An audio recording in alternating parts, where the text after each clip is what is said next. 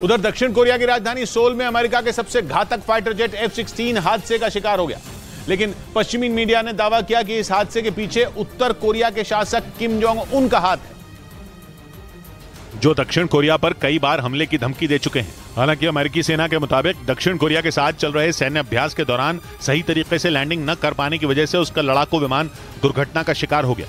इस हादसे में पायलट घायल हो गया, जिसे अस्पताल में भर्ती कराया गया। वहीं पश्चिमी मीडिया के मुताबिक अमेरिका और दक्षिण कोरिया के बीच हुई परमाणु पनडुब्बी डील से किम जोंग उन तिलमिलाए हुए हैं। इसी का बदला लेने के लिए उन्होंने अमेरिका के सबसे ताकतवर लड़ाकू विमान F-16 पर हमला करवाकर उसे तबाह कर दिया। क्योंकि अमेरिका दक्षिण कोरिया का अहम सहयोगी है, उसने उत्तर कोरिया से होने वाले हमलों से बचाने के लिए दक्षिण कोरिया में लगभग 29,000 सैनिक तैनात कर रखे हैं। और दावा किया गया कि उसी का बदला लेने के लिए किम जोंग उन ने हमला करवाकर अमेरिका को सीधी चेतावनी दे दी।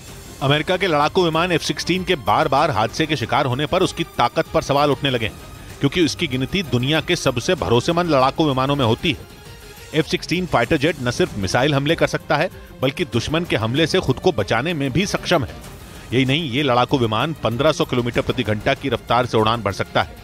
ऐसे में इसमें आ रही खराबी ने दक्षिण कोरिया की टेंशन बढ़ा दी है, क्योंकि उत्तर कोरिया कई बार उस पर परमाणु हमले की भी चेतावनी दे चुका है। और उत्तर कोरिया की ऐसी ही धमकियों को देखते हुए जापान और दक्षिण कोरिया ने तैयारी शुरू कर दी। पश्चिमी मीडिया ने दावा किया कि उत्तर कोरिया की मिसाइलों को ट्रैक करने के लिए जापान और दक्षिण कोरिया नया रेडार सिस्टम तैयार करेंगे। आशंका यह जताई जा रही है कि उत्तर कोरिया अपने दुश्मन देशों के खिलाफ परमाणु हथियारों का इस्तेमाल कर सकता है, जिसके लिए उत्तर कोरिया के शासक पिछले 1 साल में 35 से ज्यादा घातक मिसाइलों के परीक्षण का दावा भी कर चुके हैं। इसी वजह से जापान और दक्षिण कोरिया ने ऐसा रेडार सिस्टम बनाने के लिए समझौता किया जो किम जोंग उन की खतरनाक मिसाइलों से निपट सके और जिसकी मदद से दोनों देश उत्तर कोरिया की ताकतवर मिसाइलों को तबाह कर सके। पश्चिमी मीडिया के मुताबिक ये रेडार सिस्टम अमेरिका की मदद से तैयार किए जाएंगे। इस मुद्दे पर अगले महीने यानी जून में सिंगापुर में होने वाली एशियन डिफेंस समिट में तीनों देशों के विदेश मंत्रियों की बैठक भी होगी। असल में जापान और दक्षिण कोरिया अमेरिका के माध्यम से रेडार सिस्टम से एक दूसरे से जुड़े हैं, लेकिन जापान और दक्षिण कोरिया स्वतंत्र रूप से एक दूसरे से नहीं जुड़े। इसलिए दोनों देशों ने ऐसे रेडार सिस्टम तैयार करने की योजना बनाई जिससे सीधे तौर पर वो एक दूसरे से जुड़ सके। क्योंकि पश्चिमी मीडिया के मुताबिक उत्तर कोरिया कई बार दक्षिण कोरिया को नक्शे से मिटाने की चेतावनी दे चुका है। इसके लिए उसने कई बार अपने लड़ाकू विमानों की भी ताकत दिखाई। यही नहीं, मिसाइलों का परीक्षण करते वक्त किम जोंग उन की कई मिसाइलें जापान के ऊपर से भी गुजर गई थी, जिसकी वजह से जापान सहमा हुआ है, क्योंकि उसे अब चीन के साथ साथ उत्तर कोरिया की तरफ से भी अटैक होने का खतरा लगने लगा है। इसी वजह से अमेरिका, जापान और दक्षिण कोरिया ने उनके खिलाफ बड़ा प्लान बनाने की तैयारी शुरू कर दी, जिससे उत्तर कोरिया की मिसाइलों को ट्रैक कर किम जोंग उन को उन्हीं की भाषा में जवाब दिया जा सके। और अमेरिका ने भी उत्तर कोरिया को घेरने की तैयारी शुरू कर दी। उसने ऐलान कर दिया कि वो जल्द ही दक्षिण कोरिया में अब तक का सबसे बड़ा सैन्य अभ्यास करने वाला है। ऐसा इसलिए क्योंकि इस साल इन दोनों देशों की दोस्ती के 70 साल पूरे हो रहे हैं।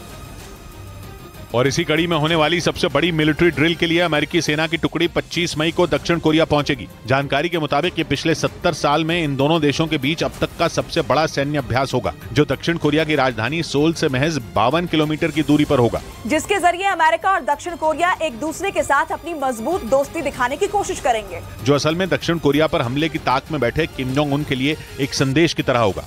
इससे पहले दोनों देशों की सेनाओं ने इतनी बड़ी मिलिट्री ड्रिल 2017 में की थी। और अब 6 साल बाद फिर एक बार अमेरिका और दक्षिण कोरिया अपनी ताकत दिखाने वाले हैं, वो भी ऐसे वक्त में जब किम जोंग उन आए दिन दक्षिण कोरिया को तबाह करने की चेतावनी देते रहते हैं।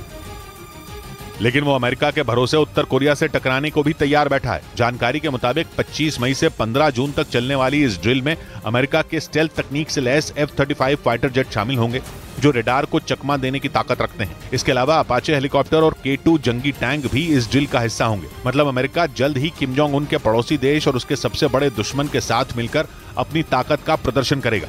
वो भी तब जब दक्षिण कोरिया की मिलिट्री के 75 साल पूरे हो रहे हैं। माना जा रहा है कि अमेरिका और दक्षिण कोरिया इसके जरिए किम जोंग उन को हद में रहने की चेतावनी देना चाहते हैं।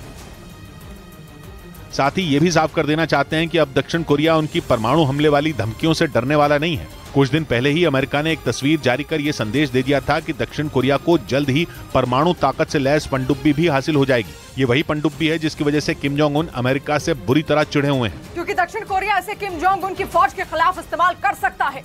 और किम जोंग उन का मानना है कि अमेरिका उसमें दक्षिण कोरिया की हर मुमकिन मदद भी करेगा। अमेरिका का दावा है कि इसके बाद किम जोंग उन की उस धमकी का कोई असर नहीं होगा जिससे वो आए दिन दक्षिण कोरिया को टेंशन में डाल देते थे, बल्कि अब तो दक्षिण कोरिया भी परमाणु हमले के बाद परमाणु हमला करने में सक्षम हो जाएगा।